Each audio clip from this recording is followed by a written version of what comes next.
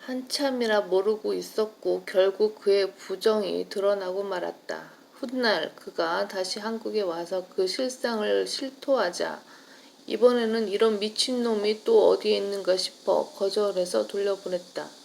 이런 것이 바로 가짜들의 실상이고 또한 그의 실체였다.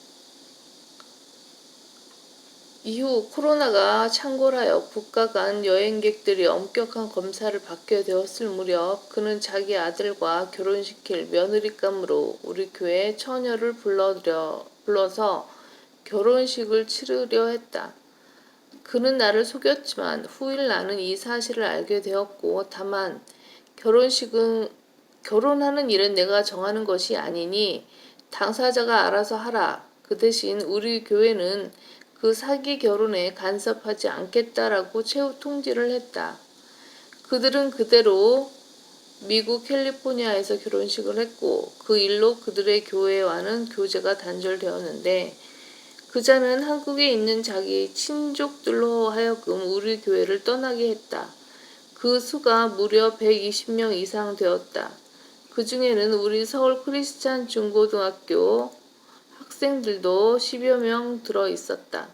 그는 교회 파괴자, 즉 사탄의 종으로 변질되었던 것이다. 세상 교회들에는 가짜 목사들, 코미디언 행세하는 목사들, 여자 목사들도 있다. 세상 사람들은 절에 있는 중들을 무턱대고 신뢰하듯이 목사로 자처하는 자들도 이것저것 묻지 않고 신뢰해버린다.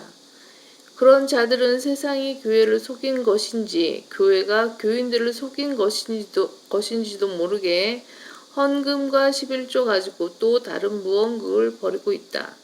그것은 교회가 아니라 사기꾼 집단이다. 그들이 죽으면 어디로 가는가? 지옥으로 간다. 그렇다면 하나님의 교회를 파괴하는 자가 누구인가? 그는 사탄으로서 사악하고 더러운 천사들을 거느리고 있고 정사들, 권세들, 통치자들을 위시한 악한 영적 군대를 보유하고 있으며 자기 뜻대로 사는 죄인들도 데리고 있다. 그뿐만 아니라 자신을 위하여 변호해줄 경건하고 선하며 헌신된 무리도 거느리고 있다.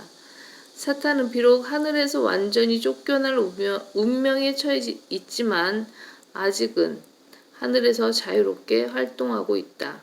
한편 천년 왕국이 끝날 무렵에는 하나님께 불만을 품은 무리를 이끌고 주님께 반역하기 위해 잠시 풀려나기도 한다. 아무리 교회를 통해 선한 생활을 한다 해도 마귀의 종으로 태어난 자들은 하나님의 일을 할 수 없다. 성경대로 믿는 지역 교회들에 속한 신실한 그리스도인들은 주말이면 거리에 나가 설교하고 구령한다.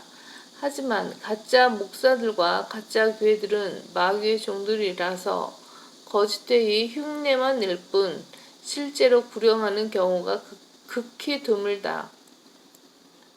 그들은 자기들이 성령님을 속였다는 것을 안다. 이 사실을 누가 또 아는가? 주님께서 아신다. 그들은 일종의 무언극을 펼치는 배우들이다. 그들이 바로 반역하는 집인 것이다. 거듭나지 않은 일반 교인들이 그런 자들을 구별할 수 있겠는가? 알아채리지 못할 것이다. 그들의 교회는 교회가 아니라 반역하는 집이다. 이 나라 대형 교회들 가운데 주일날 정상적인 예배를 드리는 교회들이 있는가 보라. 없다. 그들은 정결한 마음으로 무언가를 얻기 위해 교회에 왔으나 메시지가 없다.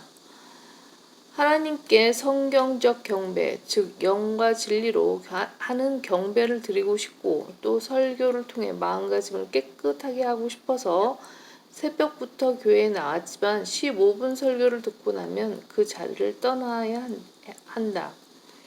그들은 주님께 경배를 드리러 교회에 나오는 것이 아니며 목사들이나 다른 교인들에게 자기들의 얼굴을 알리는 것이 주된 목적이다. 마귀의 종들이 목사랍시고 행세하는 교회들이 모이는 목적은 헌금을 걷는 것에 있을 뿐 다른 것들은 순전히 부수적인 것들이다. 수년 전 핀란드 헬싱키에서 큰 교회로 들어가 본 적이 있었는데 거기에는 예배가 없었다. 또 한 번은 열차를 타고 목적지를 향해 가고 있었을 때 어느 목사 아내가 내 옆에 앉아 있었는데 목사 사무라는 자가 주일날 외출했다가 돌아가는 길이었던 것이다. 핀란드만 그런 것일까? 가짜 목사 김경환과 가짜 그리스도인 며느리는 하나님께 속하지 않은 마귀의 종들이다. 한 명의 거듭난 그리스도인이 어떻게 해야 자기 믿음을 성경대로 지킬 수 있는지 생각해보라.